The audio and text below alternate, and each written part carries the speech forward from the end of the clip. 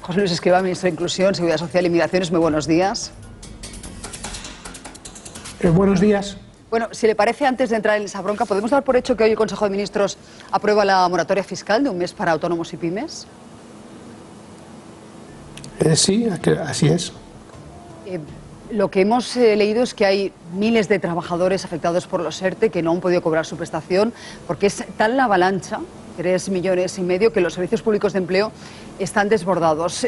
Sé que eso pertenece a trabajo, pero ¿sabe usted si la ministra de Trabajo se plantea reforzar el Servicio Público de Empleo Estatal, que parece ser el cuello de botella?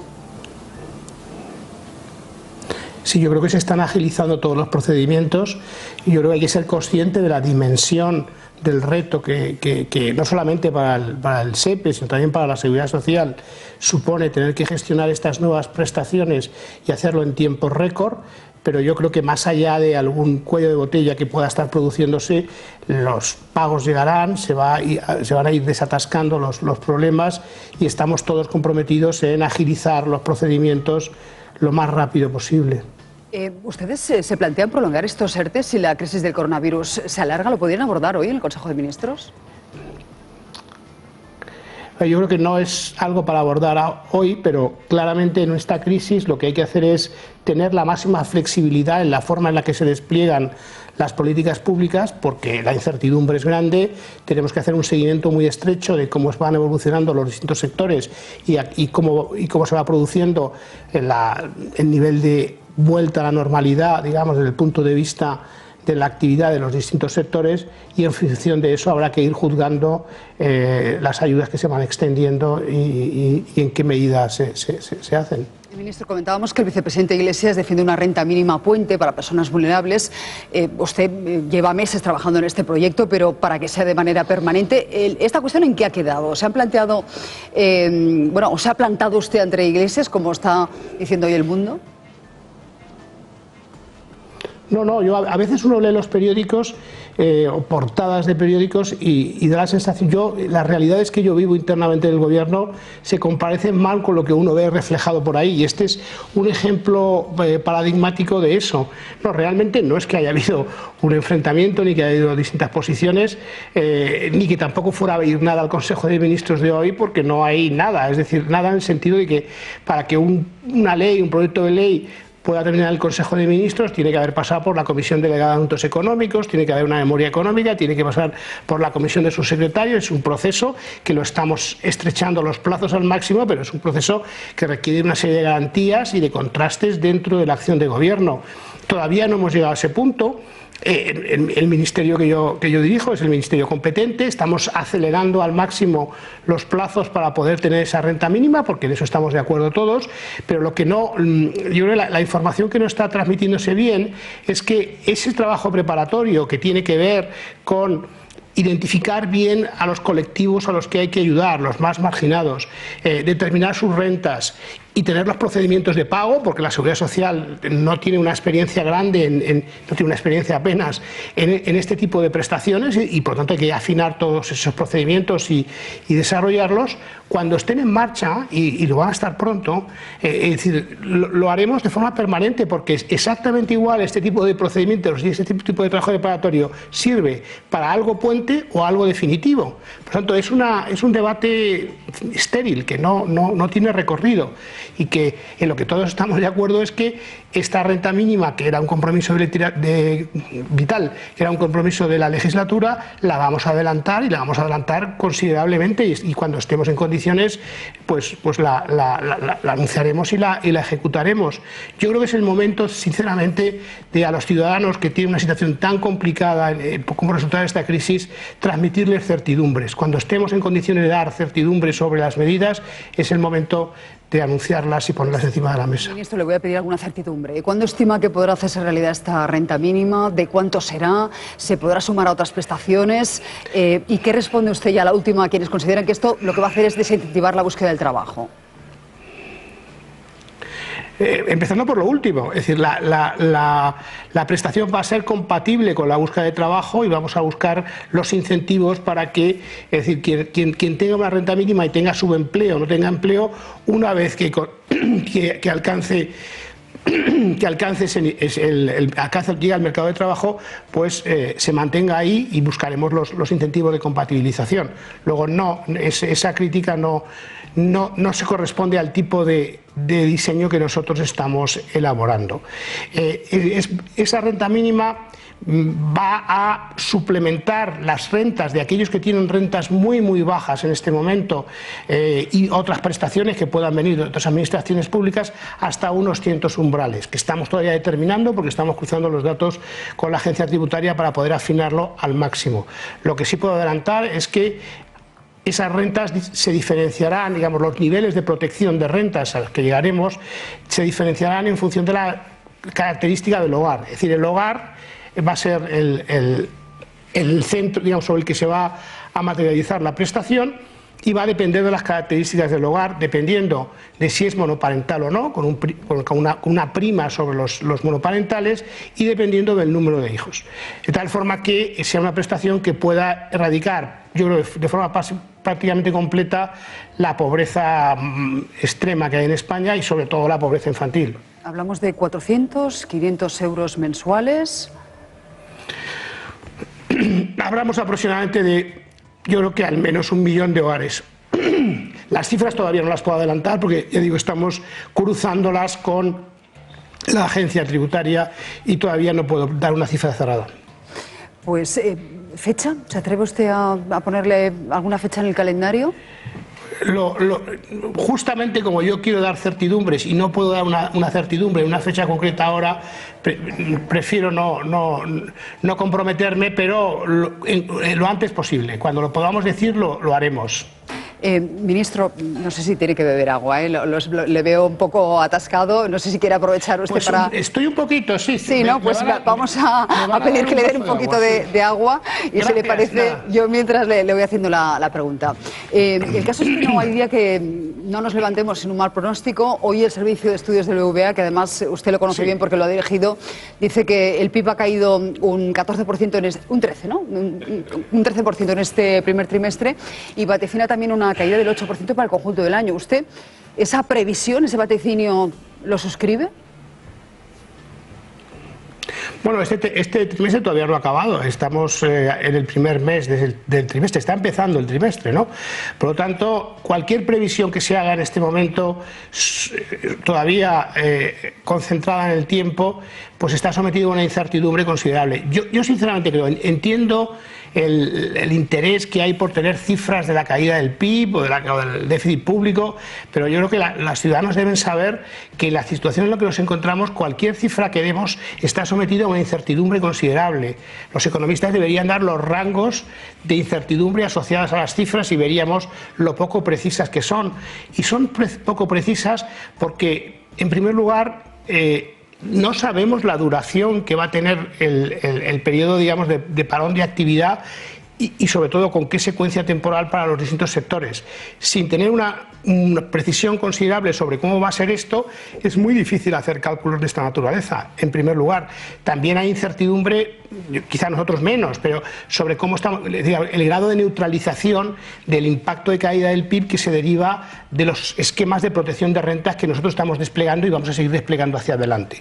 Con esas incertidumbres, yo creo que estas cifras hay que cogerlas con pinzas y me parece que este no es el foco en este momento.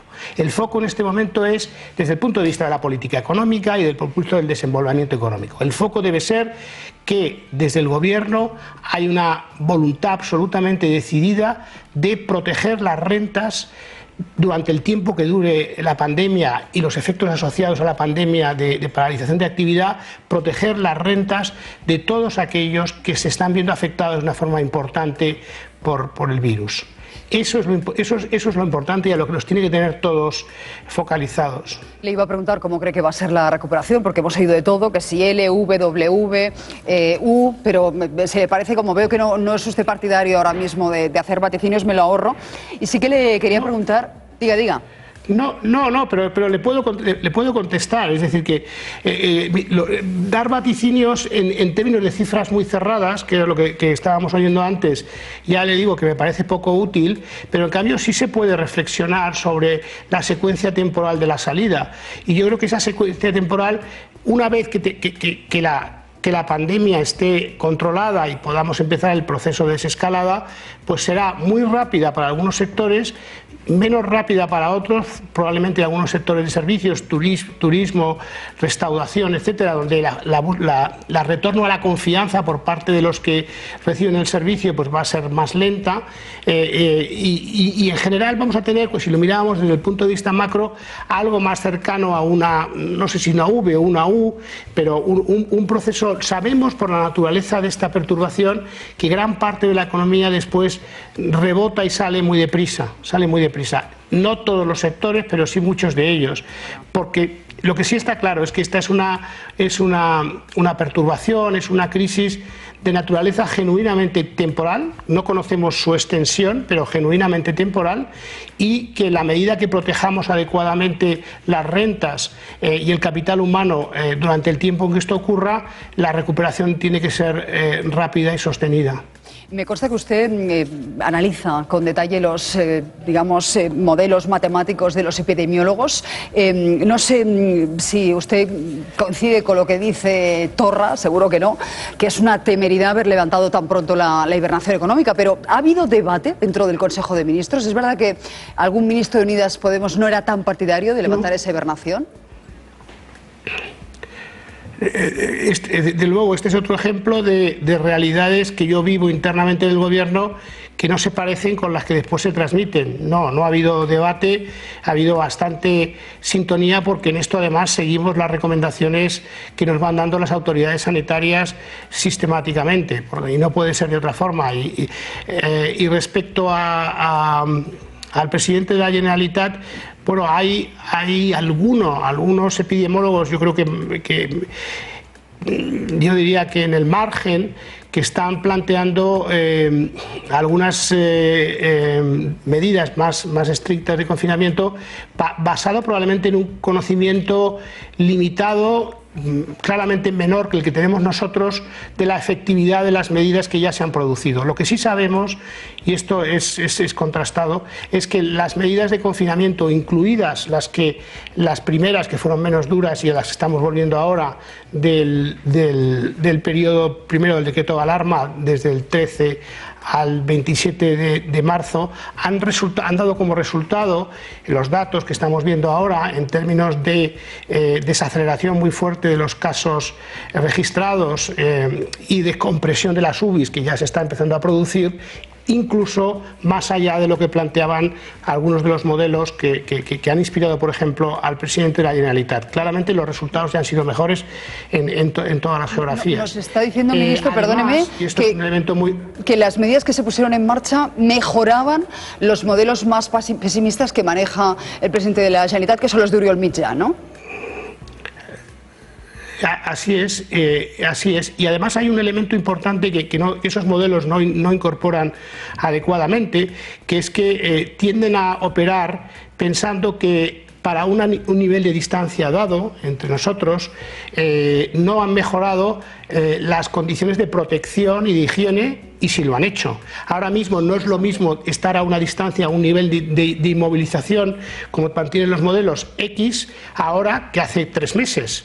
Y por lo tanto, esas mejoras en la protección que nosotros damos a nosotros mismos hacen que la probabilidad de contagio en este momento entre 2 personas se esté reduciendo significativamente respecto a lo que ocurría cuando se calibraron esos modelos. Dice que esos modelos no contemplan esa variable. Estamos teniendo resultados.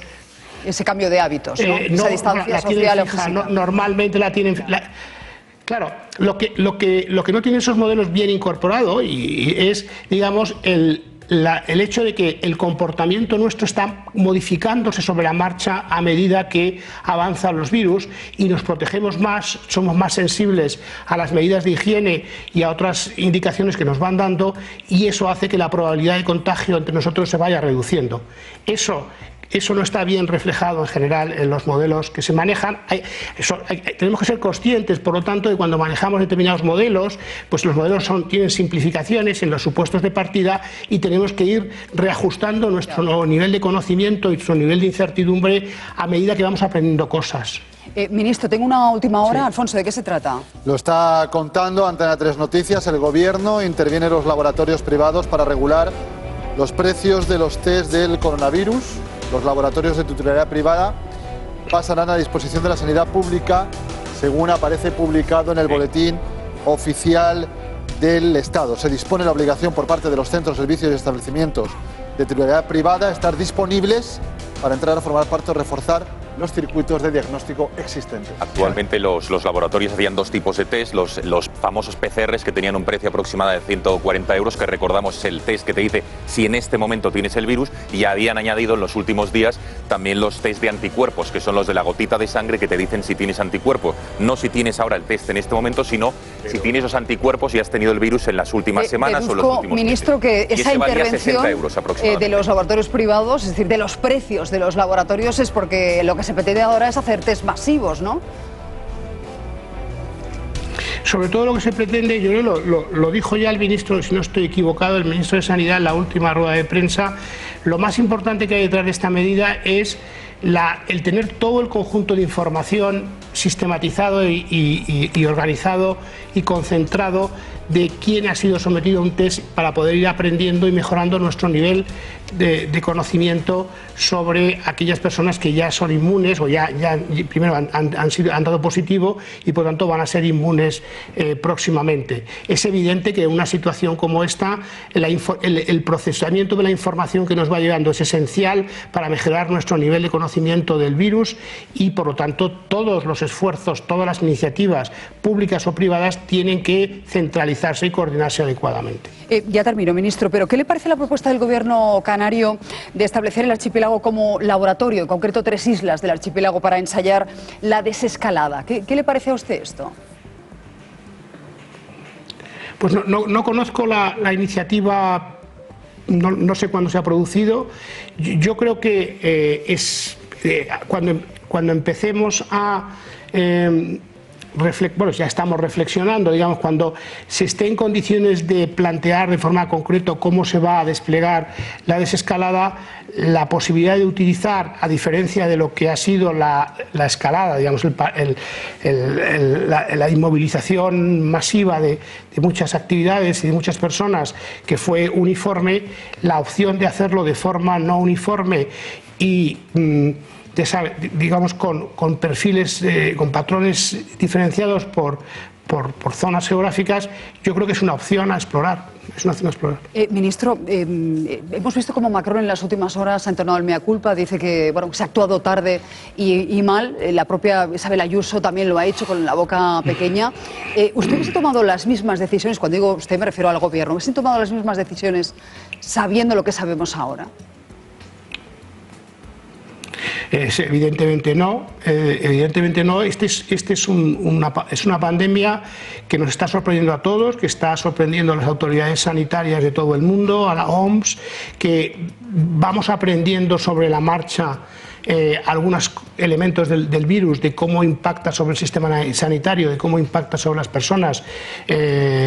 Por ejemplo, la extraordinaria permanencia en promedio de las UCIs era algo que no estaba previsto y que efectivamente es muy relevante desde el punto de vista del funcionamiento del sistema de los hospitales. Es decir, todas estas cosas que se han ido, o cómo contagia, es decir, cuál es el grado de contagio que tiene, son elementos centrales en cómo se utilizan los modelos epidemiológicos y cómo se hace el trabajo preparatorio, que se han ido conociendo sobre la marcha, que han sorprendido a todos los países del mundo, y que lo que hay que tener en este momento es una gran agilidad y flexibilidad para ir reajustando las medidas, para absorber el mayor conocimiento que nos llegue por distintas fuentes sobre estas características del virus y de sus implicaciones, y estar preparados y ser humildes, y ser muy humildes, porque el virus nos hace ser humildes. Se agradece la humildad y la franqueza, ministro, que a veces